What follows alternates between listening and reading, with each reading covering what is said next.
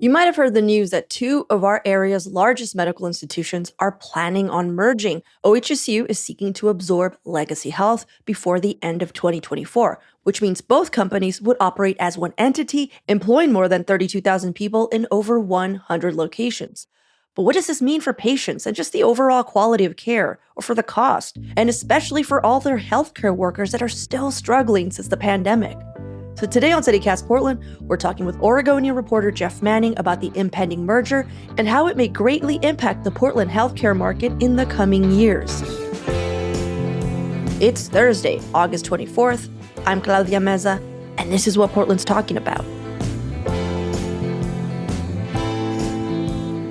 This is pretty big news. OHSU and Legacy merging. What does that mean for patients then of either organizations?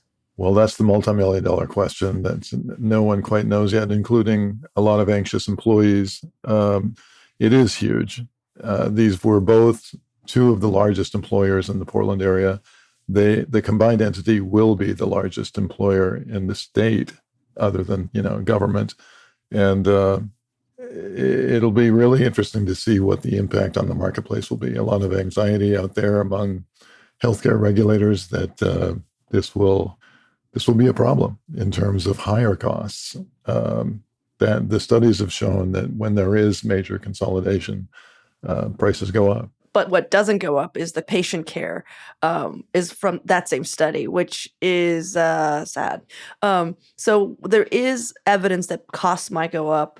But I did hear that on the insurance side, it's going to be the same. The same insurance will take Legacy, OHSU, people who are part of these organizations or who go to them as patients won't have to worry about that part of it anyhow. They may say that. So you're thinking not so much? Well, I mean, I think the devil's in the details, and I think it's way early to say that there's not going to be some sort of complication for certain people. I don't know that this whole thing is filled with unknowns at this point. They have not filed any application with the state regulators, which they have to do. Gotcha. Oh, so once that happens, that's when all of those details will get hammered out as to which insurance will be kept and possibly even costs and all that? I can predict that regulators will be pushing Legacy and OHSU officials for that kind of information. Gotcha. Whether they'll get satisfactory answers, I have no idea. Right. And, we both actually mentioned a study, and I just wanted to clarify that there were two studies done. One in 2020 by a report by Medicare Payment Advisory Commission. And they were saying, hey, when these types of mergers happen, not only do the price go up, but the care goes down. But however, there was another study made by an industry group, the American Hospital Association, which is kind of already telling, in 2021. And they claim that when they do these types of mergers, that it drives down costs and increases performance. But again, this study was made by an inside industry group. So there's that to consider. You question their objectivity? I don't know, Jeff. I don't know. What do you think? They may have a point of view. So you mentioned the employees just a little bit. How is this going to impact the employees? What are they nervous about? Well, they're nervous about their jobs. They're nervous about, with any merger, consolidation is part of the attraction. You can, you get more business and you maybe can save a lot of money in terms of employment. But they made a point of saying no decisions have been made on that. And they made a point of saying that there's really no geographical conflict here. Legacy and OHSU generally have their facilities in parts of town that are not directly in competition with one another. That's true. But something that I found interesting was that the Oregon Nurses Association put out a statement that they were in support of the merger. Yeah, well, that's huge, by the way. They're a very powerful group, and nurses there are more nurses by far than any other interest group within the hospital. So they were not happy with legacy, and they're generally happy with OHSU, although there are some negotiations going on right now. I know. I was like, aren't they about to strike? Yeah. Yeah, I'm not a member of the union. It's not like I'm privy to their innermost thoughts, but I do know a lot of employees, and generally, I would say that on the scale of companies that have an intensely bad relationship with the union, maybe intensely bad is not, maybe that's a little strong, but in terms of tension, Providence and Legacy are right up there together. Oh, okay. I'm just going to name names here. You know what? He's just doing it, guys. You better buckle up. Jeff is just getting started. See, the thing about Legacy is they're mostly non-union. And recently there was that huge blow up out in Gresham about the birthing center. That they closed? They closed without, and that really got people bent out of shape, claiming that it's not fair to East Multnomah County to close the one birthing center out there and expect people to drive to Emmanuel instead with the woman in full delivery. It really worsened relations out there. But just like you said, Jeff, the Oregon Nurses Association, their statement wasn't like, hey, this merger is going to be amazing because mergers are amazing.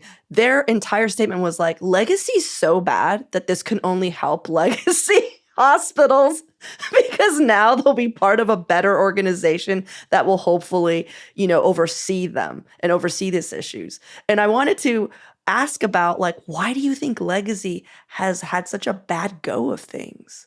I think Legacy is it's a strong company, right? It's got its challenges. Every hospital company does. Healthcare is not an easy deal. The pandemic was brutal, both morale-wise and financially. And it is not an easy time to be a healthcare chain. It's not like they're rolling in money. And then some of it is just bad luck. Nurses will wring my neck for saying that. I was about to say some of it was bad luck, that the security guard at Good Sam was shot and killed by this disgruntled family member of a patient.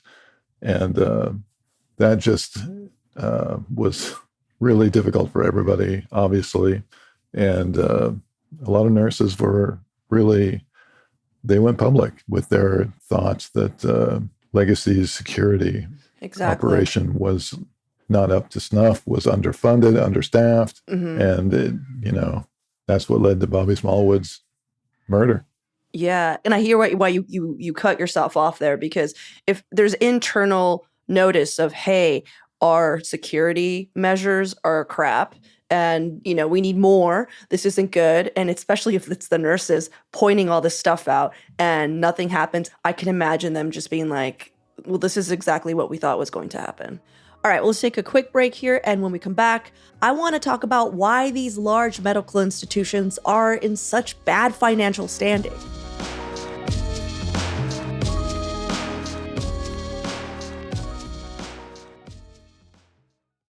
You also mentioned something about these chains not making money. And there's something about hearing that these giant health organizations are losing money because our healthcare is so expensive in this country. So that means that something is so irrevocably broken. Like, why are their finances in such dire straits when insurance companies and regular folks are paying just an insane amount of money for Band-Aids and just, and an IV? It's like thousands of dollars for these items. Like, how are they not making money? If you can answer that question, I think the Biden administration wants you to join the cabinet. Yes. Jeff, let's go. Let's go. Come on. Let's go. I mean, it's a great question. It's a question for our time. The fact is, it lost $172 million in its last fiscal year. And none of the really important numbers looked very good. Their capital was down. And there was concern on the legacy board, that it wasn't going to get any better anytime soon. And it didn't look like the company was sustainable. And so they had to look for options. And OHSU was a hungry buyer. And, being a quasi-public institution, it suffered during the pandemic too. It lost a lot of money, and it still is losing money, but it's losing a lot less money as a percentage of the whole than Legacy is. They had been talking to OHSU for a long time. It never really seemed to me, as a total outsider, they were just sort of exploratory. And then 2023 fiscal numbers came out for Legacy, and suddenly it got very serious very quickly. I mean, we're trying to figure out to be able to tell that blow by blow inside account of how it got so serious so quickly, and what were the personalities on the board that led to this. At this point, that remains a mystery, and that's going to be a fun story to research. Yeah, to just keep going. Because right now what you're basically saying is, like, this is the first wave of this merger, which is basically us even knowing about it, or that us hearing these details of what's coming forth, and then all the people either rallying for it or against it. But there's more to be told, is what I'm hearing. There's going to be more the finer details, because as you said, they haven't even submitted this to, like, the FTC regulator, right? As well as the state. The bottom line is we are months away from this thing getting even reviewed, let alone approved or rejected. So, we have plenty of time to figure out what happened on the inside. And the state has shown that they are willing to willing to turn things down if they don't think it's in the public interest. They've rejected other hospital proposals. So we'll see. So this could very well just dissipate. Well, that other company was an out of the area operation, very little clout in Oregon. OHSU is like the definition of an insider with all of the connections in Salem, and same with Legacy. So it's going to be really hard for the state to turn this down. Yeah. And that's because OHSU used to be a state organization, and then they turned over to a nonprofit, but they're still getting state funding. The best of both worlds. Yeah, I know, which is probably why they're sitting pretty. Well, I don't know if sitting pretty is the right adjective for where any of these companies are at right now. It's they are fighting all sorts of problems. The influence of the pandemic is profound. There are a whole lot of people quit. A whole lot of people are angry. They feel like they risk their lives every single day.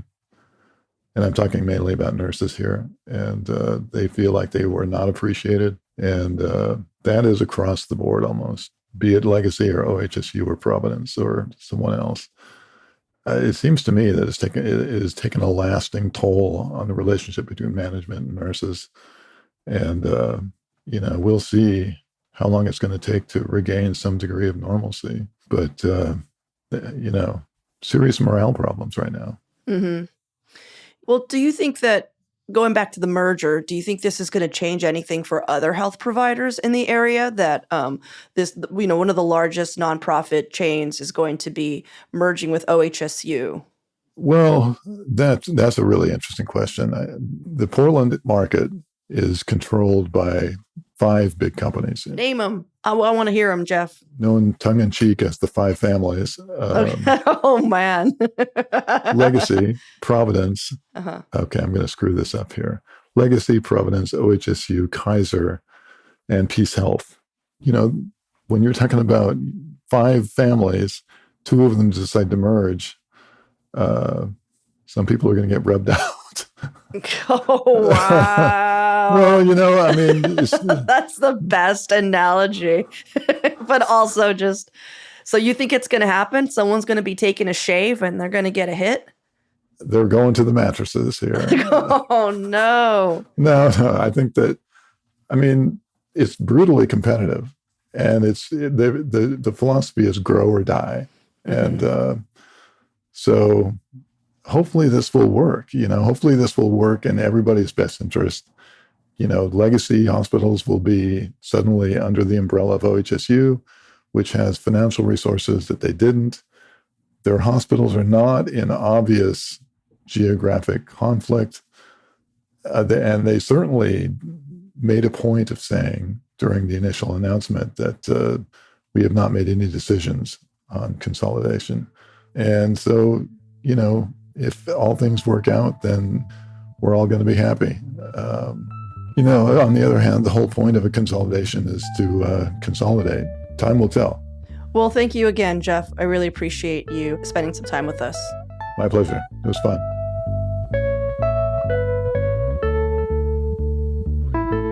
And now for your microdose of news. A new audit shows systemic problems at Portland and Multnomah County's Joint Office of Homeless Services. The audit was conducted at a time when both local leaders and the general public have raised a lot of concerns about the Joint Office. For one, there's been multiple reports that the Joint Office is failing to spend tens of millions of dollars of voter-approved funds. The audit report identifies issues like clunky contract management, poor communication, and inadequate data collection, which have hindered the office's ability to effectively address homelessness. And Governor Tina Kotek's Central City or Downtown Revitalization Task Force unveiled its plans and priorities for Portland this week. They include a focus on livable neighborhoods, community safety, housing and homelessness, and service-related taxes. ? The task force will establish issue-specific committees and collaborate with experts to generate recommendations, and it plans to present those recommendations at the Oregon Business Summit on December 11th. For even more local news and events, sign up for our daily newsletter, Hey Portland. We'll throw a link in the show notes.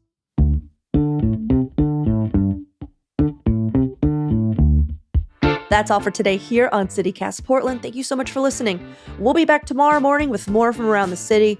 Until then, see you at Slim's.